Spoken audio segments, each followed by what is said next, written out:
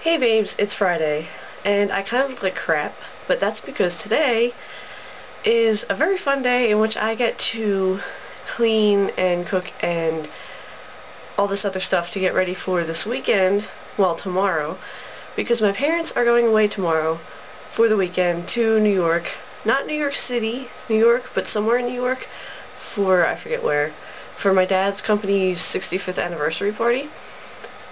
But the cool thing is that while they're there and staying over tomorrow night into Sunday, I get to have my friends over again, Jen and Ange, and we get to party. Not really, we don't really party. We're dorks, we're squares, but not exactly. But it should be fun. We're gonna get Pizza Hut and eat a bunch of junk, and Jen's gonna make us these drinks that are made out of like apple cider and brandy and sparkling wine and stuff, so that sounds really good, and I can't wait, and I'm so glad that Jen decided to come, because Jen was also supposed to be going to some company thing that was a whole weekend thing, but she decided to blow it off to come hang with the cool kids, so I'm really happy about that. Me and Ange both are.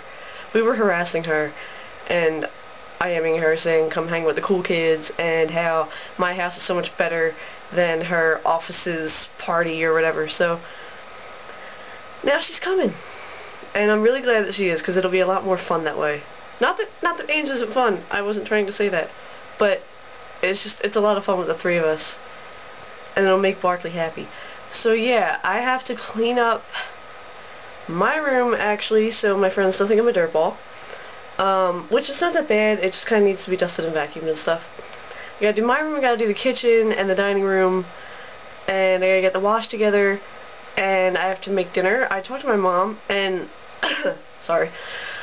And just for the record, I do not cook. I don't know how. I can like barely toast a Pop-Tart. Like, and I talked to my mom on the phone, and she's like, actually, you're going to be starting dinner for us tonight, because they have to come home and like do all this stuff to get ready. And I was like, do I know how to start dinner for you tonight? But then she told me what it was, and it's actually pretty self-explanatory, so I can start dinner tonight, and I won't make the house explode. So I have to do that, and I was also going to give Barkley a bath, which I don't know if I'll have time for. I don't really want to do it tomorrow. I might still do it today, and he heard me say that, and he's looking at me now because he hates getting baths. He doesn't really. He's just such a baby. He's so afraid of everything, and he's fine when he takes a bath, but when you come up to him and you say, like, come on, we're going to take a bath, or, you know, Barkley, you want a bath? He runs away and he hides. He crawls under the coffee table downstairs, and then when you try to grab him by the collar and bring him up, he does that thing like little kids do actually, where they're just dead weight, and he just like lays there and he won't move, and you have to drag him, and he starts choking, and it's this whole big thing. But then once he gets in the tub, he's fine. He just stands there. He's like getting warm water splashed all over him, and he gets soaked up, and he's fine. He's just a really big baby, and he still has to like put up a fuss about it beforehand, which makes no sense, but he's Barkley, so what can you do? But anyway, I might do that today after I walk him, so I don't have to do it tomorrow, because the thing about it is, and anybody who has dogs probably knows, after you give him a bath, at least if they're fluffy dogs like he is, even though his shedding has slowed down, after he has a bath, it's more like intense with the shedding because everything's loosened up.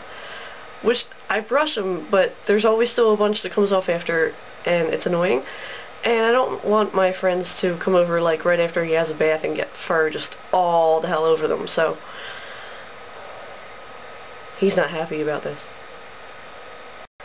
So anyway, that'll be my day of cleaning and cooking and washing the dog. That's right. Don't give me that look. Challenges. Yazzie challenged us to talk about our nano, and I'm usually so, like, super secretive about that stuff because I'm weird and I feel like an idiot and it's embarrassing. But her and Erin and my other friend Gen 2, I have to number my Gens now. I already numbered my Liz's. I know 2 Liz's, so I have Liz 1 and Liz 2, and I numbered them in order of appearance in my life, which I'm such a dork, but so this would be Gen 2. Gen 1 is coming over tomorrow, and Gen 2 is my other LJ buddy, supernatural buddy, writing buddy. So Gen 2 and Aaron and Yazi talked me into Nano because I keep bitching about how bored I am, and I have written some stuff before, I'll admit it, and they really, really, really wanted me to do it, and they kept bugging me about it, and it was peer pressure, and I gave in. So, yeah, I give in to peer pressure. I really suck at describing things when it comes to me just talking about them, but I do have my summary up, so I will do what Aaron did and link you in the sidebar, whichever way it is. I think it's that way. I'll link you to my profile on the Nano site, and that should help. Alright, so jeans, my favorite jeans are right here, and just ignore the mess and stuff on the floor. They're my favorite because I wear them all the freaking time, and so now they're really broken and uncomfortable. Except not to brag or anything, but I did lose weight, and I've never ever worn belts. They actually piss me off, I don't know why. But now I need to wear a belt with these because I've worn them so much, and I did lose weight, and they kind of fall off.